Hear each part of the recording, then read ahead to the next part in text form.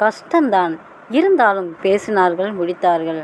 முடித்தார்கள் என்றாலும் அத்தனை லேசில் முடியவில்லை. அனிருத் வீட்டில் விஷயத்தை ஆரம்பித்தான் அருள். ஒரு வாரமாக பேச்சுவார்த்தை நடந்து கடைசியாக மாலதி மருமகளை வர ஒப்புக்கொண்டாள். ஆனால் மாலதி வீட்டில் விபரீதங்கள் தான் நடந்தன. வானதி மாலதியின் தந்தையிடம் அவர்கள் காதலை பற்றி சொல்லியது தான் தாமதம்.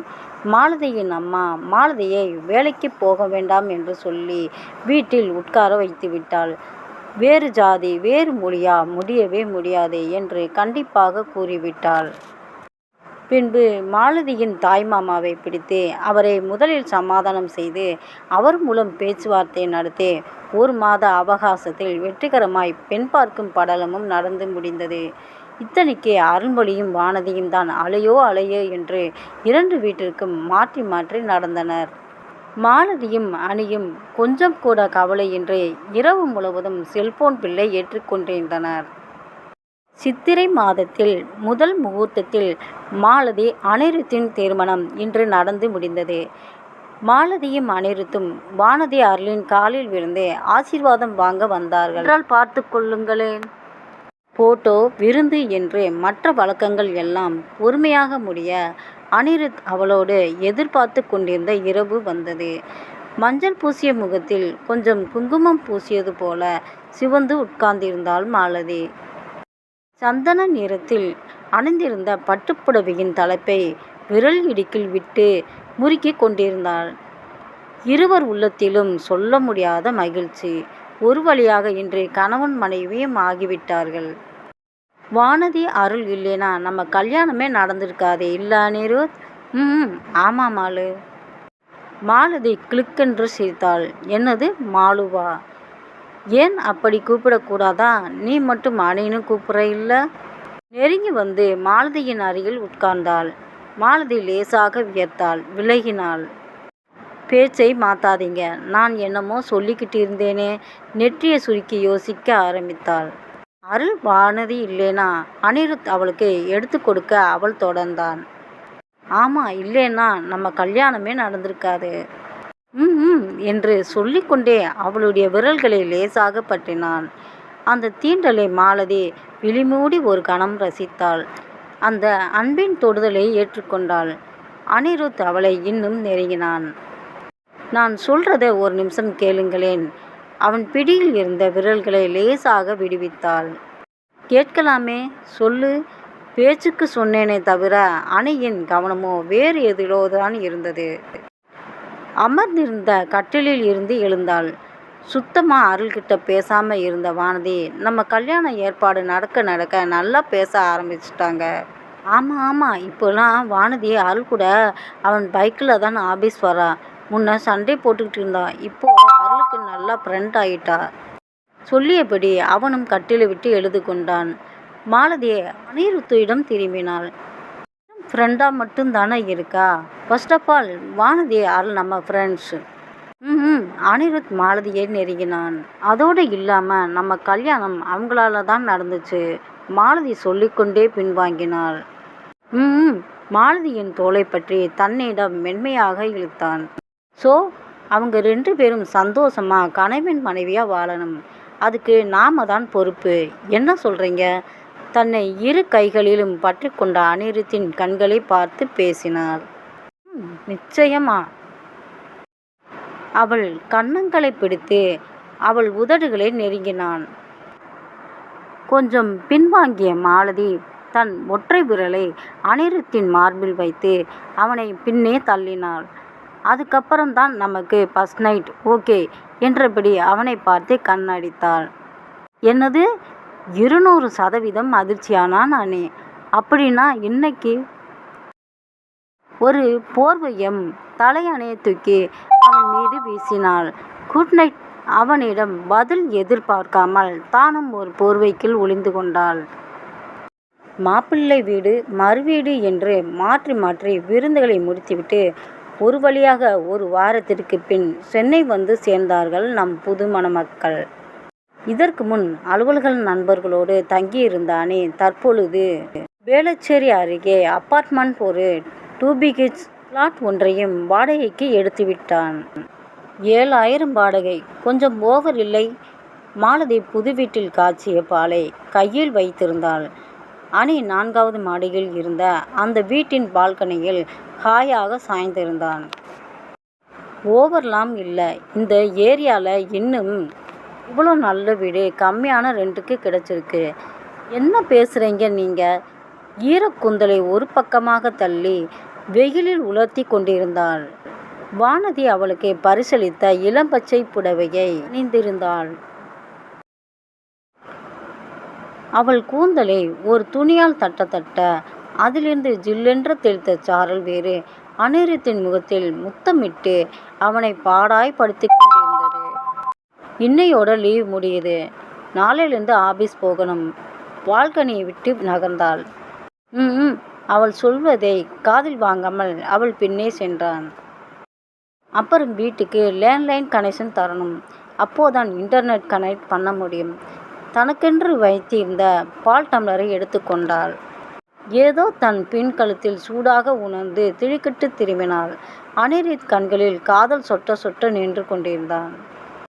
அங்குலம் அங்குலமாய் நெருங்கியவன் அப்படியே நின்றான். இரு புருவங்களையும் உயர்த்தினான். என்ன சார், சொன்னதெல்லாம் மறந்து போச்சா? நல்ல ஞாபகம் இருக்கு, நாளையிலிருந்து ஆபீஸ். அவன் சொல்லி முடிக்கும் முன் தன் கைகளை அணியின் காதில் வைத்திருந்தாள். ஐயோ விடுடி. அருளும் வானதியும் ஒன்று சேர்ந்து அப்புறம்தான் நமக்கு. அவன் காதுகளுக்கு விடுதலை அளித்தாள். காதலோடு வந்தவனை சிவந்திருந்த காதை தடவி கொண்டே சொல்ல மாலதி சிரித்துவிட்டாள். உடைகளை எடுத்து அலமாரியில் அடுக்க ஆரம்பித்தாள். சரி சொல்லு, நாம என்ன பண்ண போறோம்? சொல்றேன் இருங்க. கொண்டு வந்த உடைகளை அடுக்கி கதவை மூடினாள். அணியின் அருகில் வந்து அமர்ந்து அவன் காதோரமாய் கிசுகிசுத்தாள். பிளான் நல்லாதான் இருக்கு, ஆனா இந்த 2 பேரும் ஒத்துக்கணுமே. அதுக்கு தான் நீங்க இருக்கீங்கல்ல, கண்ணடித்தாள் மாலதி. கடைசியா எனக்கு நோக்கியா வேலையை கொடுத்திட்ட. அப்படின்னா? அதான் கனெக்டிங் பீப்புள். முகத்தை அப்பாவியாய் வைத்திருந்த அனிருத்தை பார்த்து மீண்டும் சிரித்தாள். கொண்டு வந்திருந்த சாமான்களை அடுக்குவதிலும் சின்ன சின்ன சீண்டல் சண்டைகளோடு அந்த வீட்டின் முதல் நாளே இனிதே கழிந்தது. அடுத்த நாள் அலுவலகம் சென்ற அணி மாலதியை வாசலில் வைத்து வரவேற்றனர். வானதியும் அருளும். வானதி மாலதியை அணைத்து கொண்டு அவள் காதில் ஏதோ கிசுகிசுத்தாள். இருவரும் கலகலவென்று சிரித்தனர். என்ன மாப்பிள்ள சார், ஏதும் பேச மாட்டீங்க? அணியின் தோலை இடித்தான் அருள். சாஸ்திரத்துக்கு ஒரு சிரிப்பை உதித்தான் அணி. ஓகே, மதியம் லஞ்சுக்கு மீட் பண்ணலாம். இன்னைக்கு உங்களுக்காக ஸ்பெஷல் ப்ரிப்பரேஷன் பண்ணியிருக்காரு அருள், வானதி மலர்ச்சியோடு கூறினாள். இருவராக பிரிந்து அவரவர் இடத்திற்கு கிளம்பினார்கள். என்னடா மாமனார் வீட்டிலலாம் எப்படி? வீட்டில் நுழைந்து கொண்டு அணியின் காதில் ரகசியமாய் கேட்டான் அருள். விருந்தெல்லாம் நல்லா போச்சாடா? விருந்தெல்லாம் நல்லா போச்சாடா? வீடு எப்படி இருக்கு? செட்டில் ஆயிட்டீங்களா? நடந்து கொண்டிருந்த அருள் சட்டென்று நின்றான். அவனுக்கு முன் ஒரு அடி இருந்த அனிருத்தும் நின்றான். என்னடா நான் பாட்டுக்கு கேட்டுக்கிட்டே இருக்கேன், மண்டையை மட்டும் மாற்ற? அணி பதில் சொல்லாமல் அவனையே முறைத்தான். ஏய் முறைக்கிற, என்னடா நடந்துச்சு? அதுவரை வில்லன் லுக்கில் இருந்த அனிரு அளந்தான். என்ன ஆச்சா? அட பாவி, ஒன்றுமே நடக்கலடா. அருளிடம் மாலதி சொன்னதை பற்றி கூறினான். அருளிற்கு என்ன சொல்வதென்றே தெரியவில்லை. அமைதியாக இருந்தான். இதெல்லாம் சரி வருமா? என்னடா யோசிக்கிற? இல்லை அணி, இது ஒர்க் அவுட் ஆகுமா? ஆகலாம், ஒரு ட்ரை தான். தேவையில்லாமல் உங்களுக்கு நடுவில் என்னால். சாரிடா. டேய், என்னடா இப்படி ஃபார்முலாவுக்கு பேச ஆரம்பிச்சிட்ட? நீங்கள் 2 பேரும் சந்தோஷமாக இருக்கிறது எங்களுக்கும் சந்தோஷம்தான். இருந்தாலும் தயக்கமாய் கேட்ட அருளை அனிருத் கை அமர்த்தினான். இதுதான் பிளான். வர புதன்கிழமை லீவ். நாம் 4 பேரும் குமாரகோம் போகிறோம். அருள் தலையை ஆட்டினான். கொஞ்சம் நம்பிக்கையையும் கொஞ்சம் பதற்றமும் அவனை பற்றி கொண்டது. குமாரகோம் கேரளா போயிட்டு வாங்க மாலதி. நாங்கள் ஏன்? கிட்டத்தட்ட அதே நேரம் வானதியிடம் மாலதி போராடி கொண்டிருந்தாள். ஆமாம் வாணி, சூப்பர் பிளேஸ். நீ கூட ஸ்கூலில் பார்த்து சொல்கிறீங்களே, கனிமீன் போனால் இங்கே தான் போகணும்னு ஞாபகம் இருக்கா? ஐயோ லூசு, நீங்கள் 2 பேரும் போயிட்டு வாங்க, நாங்கள் ஏன்? எங்கோ பார்த்து கொண்டு வானதி பேசினாள். நீங்களும் வாங்க, ஒரு லொக்கேஷன் போல இருக்கட்டும். நல்லா இருக்கும் இல்லை? 2 செட் ஓப் கப்பிள்ஸ், 2 செட் ஓப் ஃப்ரெண்ட்ஸ், நல்லா இருக்கும்பா. இல்லை மாலதி, நான் என்ன சொல்கிறேனா? நீ ஒன்றும் சொல்ல வேணாம், நாம் போகிறோம் அவ்வளவுதான். சரி, அருள்கிட்ட சொல்லணுமே. கேட்கலாமே. வானதி தன் கைபேசியை எடுத்தாள். அதற்குள் அருளிடம் இருந்து அழைப்பு வந்துவிட்டது. அருள், நானே உங்களுக்கு கால் பண்ணணும்னு நினச்சேன். ஓ, சொல்லிட்டாங்களா? என்ன சொல்கிறது தெரியலையே. இங்கே அணி ரொம்ப கம்பல் பண்ணுறான். மாலதியும் கம்பல் பண்ணிட்டு இருக்கா. மாலதி வெடுக்கென்று போனை பிடுங்கினாள். என்ன அருள், 2 பேரும் பூச்சாண்டி காட்டுறீங்க? மரியாதையா 2 பேரும் எங்கள் கூட குமாரகோம் வர்றீங்க, புரியுதா? சொல்லிவிட்டு போனை வைத்தாள். அங்கே அருள் இன்னும் குழப்பத்தோடு இருந்தான். தேவையில்லாமல் பண்ணுறோம்டா. அதெல்லாம் இல்லை அருள், இப்போது தனித்தனியாக இருக்கீங்க, அங்கே போயிட்டு வரும்போது ஒன்றா வருவீங்க. அருள் நம்பிக்கை இல்லை. பார்வை ஒன்றை பார்த்தான். ப்ளீஸ் மீடா, வானதிக்கு உன் மேலே அவ்வளோ லவ் இருக்குது. அதை நாம் வெளியில் கொண்டு வரப்போகிறோம், அவ்வளோதான். அதை எப்படிடா இவ்வளோ கான்ஃபிடென்ட்டாக இருக்க? அதெல்லாம் அப்படித்தான். அப்படின்னா எப்படி? விட மாட்டியே நீ. சரி, சொல்கிறேன். இப்போ நம்ம ஸ்டோரி டைட்டில் என்ன? கல்யாணம் டு காதல். கல்யாணம் ஆரம்பத்திலேயே முடிஞ்சிருச்சு. அப்போது காதல் கடைசியில் வருமா இல்லையா? சத்தியமாக ஒரு வார்த்தை கூட புரியலை. அட போடா கிறுக்கு பயவுல, உனக்கு ஒன்றும் புரியாது போ. போய் லீவ் அப்ளை பண்ணு போ. அருள்மொழியை தோளில் தட்டி அனுப்பினான். அவன் சென்றவுடன் மாலதிக்கு கைபேசியில் மெசேஜ் சென்றது.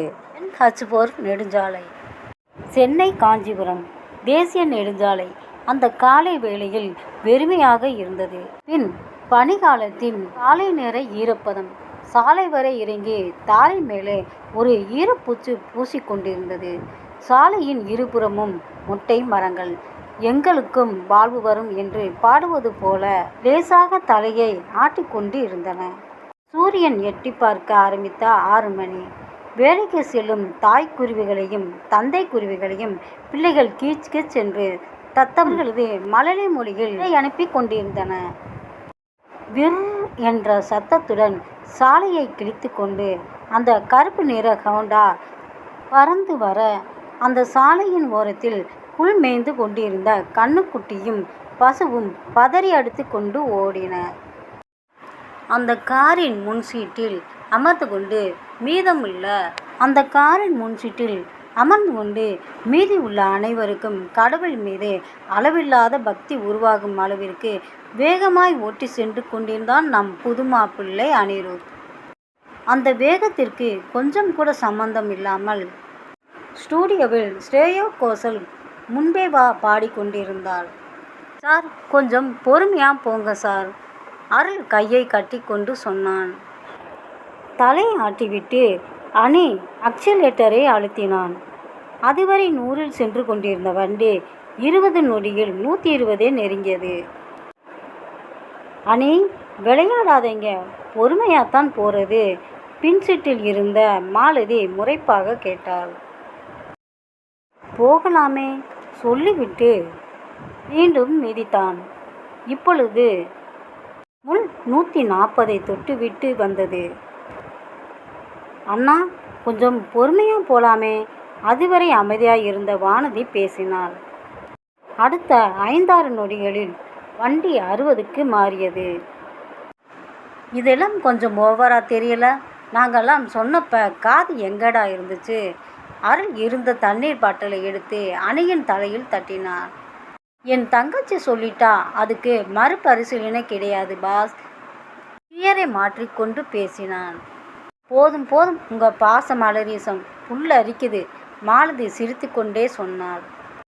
என்ன மாலதி நீ, ஊருக்கு போகிறோம், இன்னைக்கு கூட குளிக்காம புல் அரிக்குதுன்னு பண்ணிட்டு இருக்கையே. வானதியும் அருளும் சிரிக்க, பார்த்துக்கிறேன் என முணுமுணுத்து கொண்டாள். அடுத்த அரை மணி நேரத்தில் வாலாஜாபேட் போகும் வழிக்கு வண்டி மாறியது. சூரியனும் தூக்கத்தை உதறி போட்டுவிட்டு வெகு சுறுசுறுப்பாக பிரகாசிக்க ஆரம்பித்தான். அனி, டீ சாப்பிடலாம், ஏதும் கடை இருக்கும், வழியில் நிறுத்துங்க. மாலதி சொல்லி கொண்டு இருக்கும் போதே அந்த ஹேவி மாடல் தென்பட்டது. பிரேக் மீது காலை வைத்து வண்டியை ஓரமாக கொண்டு வந்தான். அங்கு ரிலையன்ஸ் பெட்ரோல் பங்கும் அதன் அருகில் A1 ரெஸ்டாரண்ட் இருந்தது.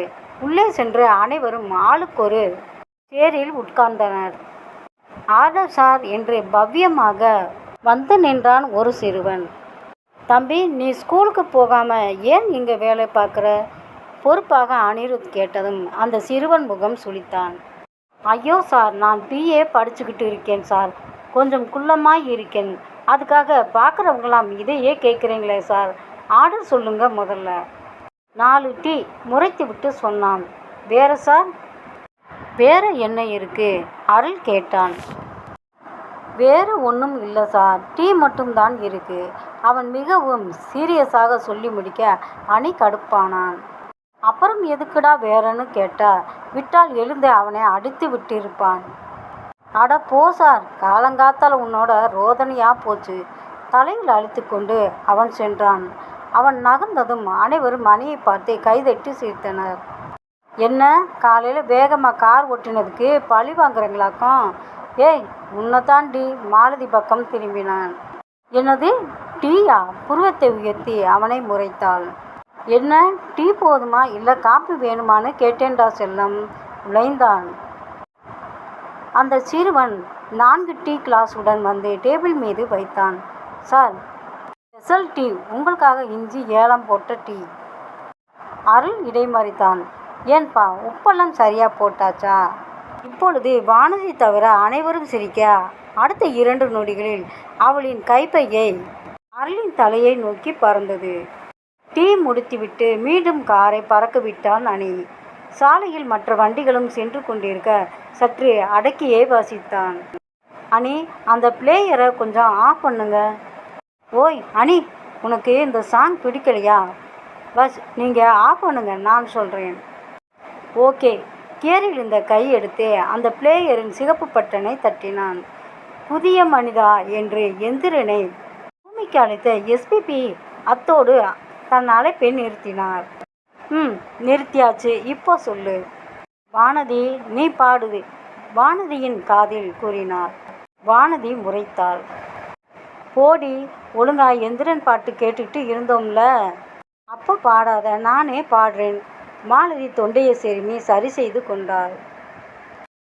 மாலு, பாசமாக அழைத்தான் அனி. மாலதி உடனே சொல்லுங்க வாலு என்றதும் வானதிமார்களும் சிரித்தனர்.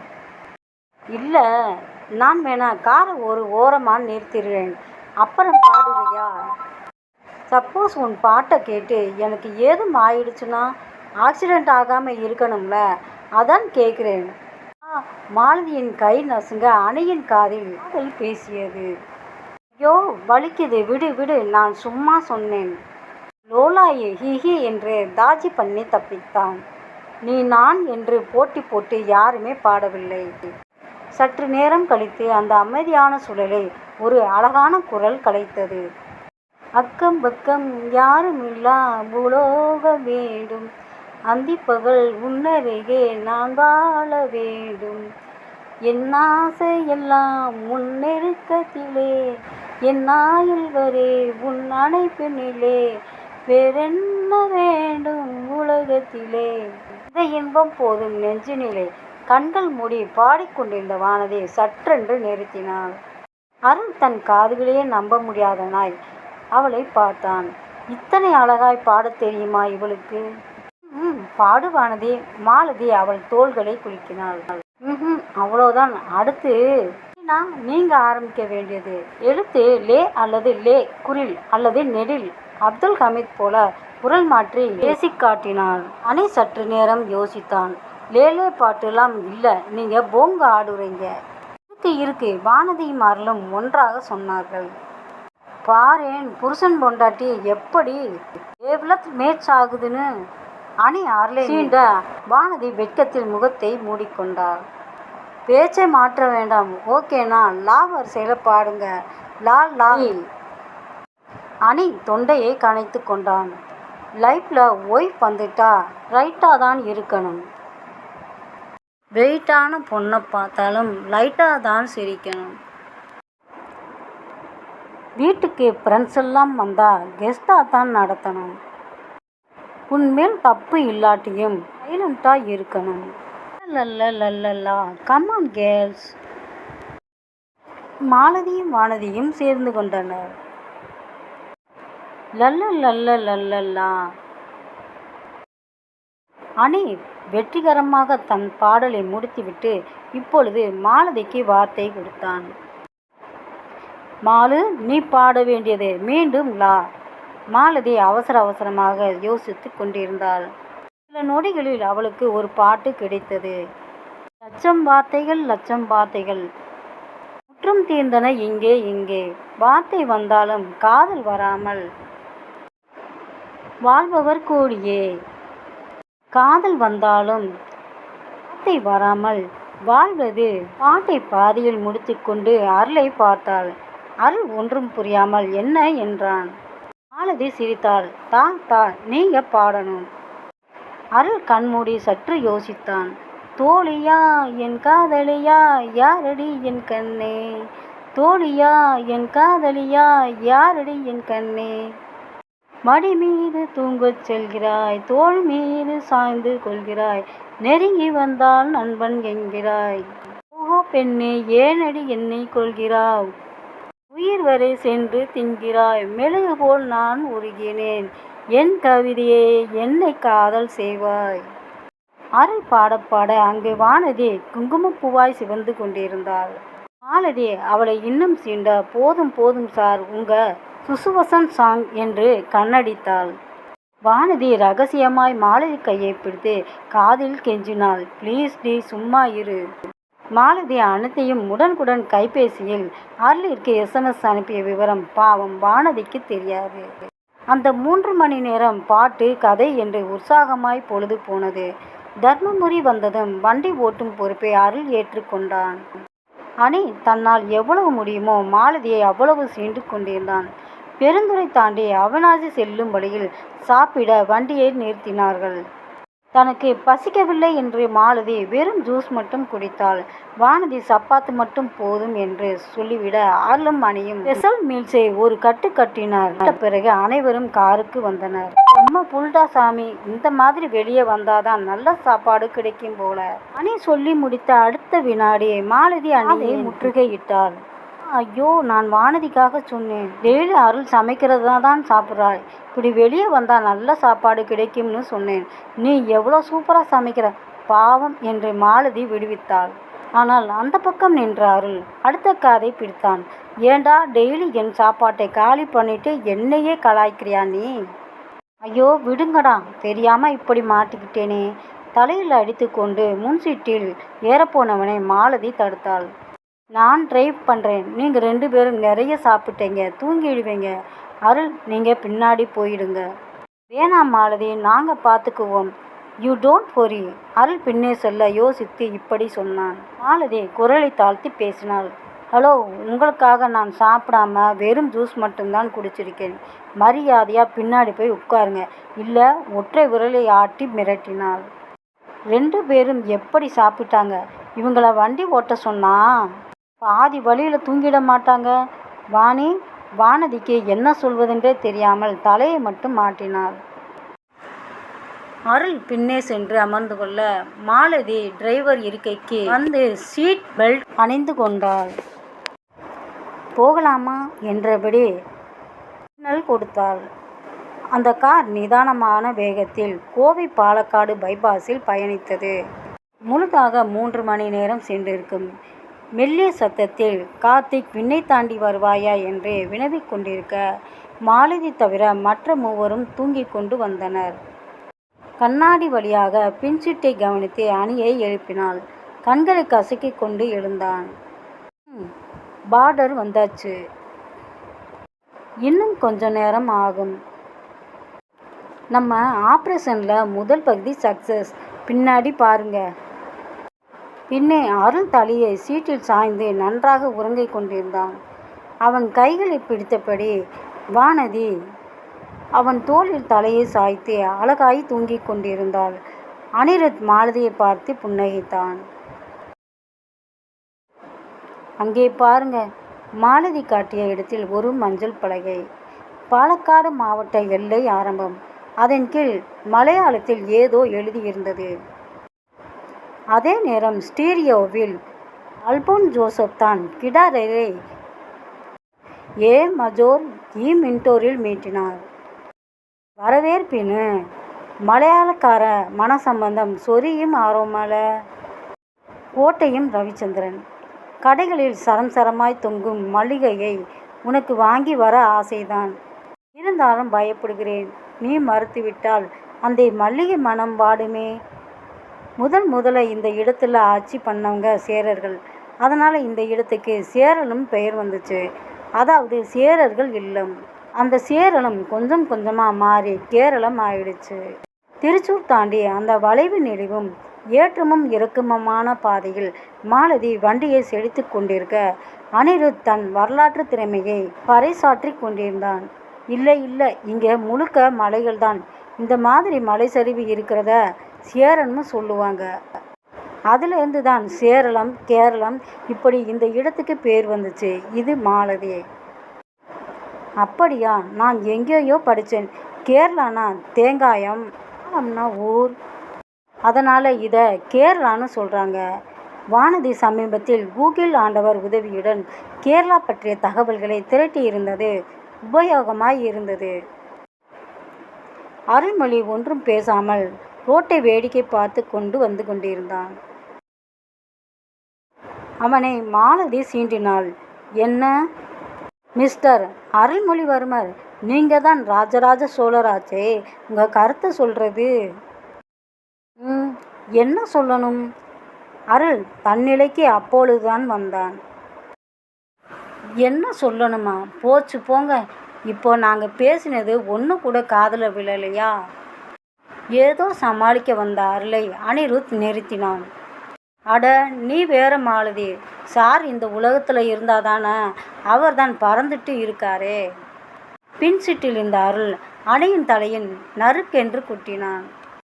வானதி மற்றும் ஒன்றும் புரியாமல் முழித்து கொண்டிருந்தான். நாங்களும் தான் என்று வாசகர்கள் நினைக்க வேண்டாம். வானதிக்கு முன்பே அருள் விழித்துவிட்டு தன் மீது வானதி சாய்ந்து கொண்டிருந்ததை பார்த்து பயந்து பின் காரின் ஒரு மூலைக்கு சென்று அமர்ந்து 44 நிமிடங்கள் ஆகின்றன என்பது ஒரு செய்தி. சற்று நேரத்தில் கார் கடையும் கட்டிடமும் நிறைந்த திருசூரை தாண்டி அங்கமல்லி பெரும்பூர் சாலையை அடைந்தது. மலையை குடைந்து சாலை வடித்து இயற்கையின் அழகை தாராளமாய் இருபுறமும் குவித்து கிடந்தது.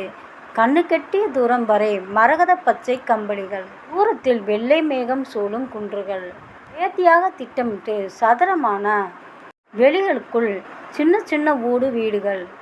ஒவ்வொரு வீட்டையும் சுற்றி குறைந்தபட்சம் 4 மரங்கள்.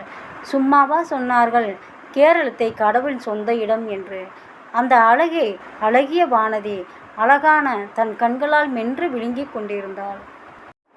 கிட்டத்தட்ட 11 மணி நேர பயணத்தின் முடிவில் கோட்டயம் நகரின் புறநகர் எல்லையை தொட்டனர். டோல்பூத் தாண்டிய பின்பு ஒரு சாய் கடையில், அதான் கேரளாவிற்கு அடியெடுத்து வைத்து விட்டோமே, இனிமேல் மலையாளம்தான் கதையில் கலப்பது தவிர்க்க முடியாதது. அடுத்ததாக அருள் காரை கோட்டயம் செல்லும் சாலைக்குள் செலுத்தினான்.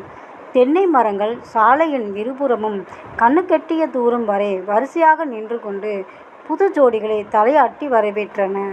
சில இடங்களில் ரப்பர் மரங்களின் மேலே ஒரு கீறல் இட்டு அதிலிருந்து வடிந்த பால் அதனோடு கட்டப்படிந்த வாளியில் விழுந்து நிரம்பிக் கொண்டிருந்தது. அழகான பெண்களும் ஆஜான பாகான ஆண்களும் அந்த பால் நிறைந்த வாளியை தூக்கி கொண்டு சென்றனர்.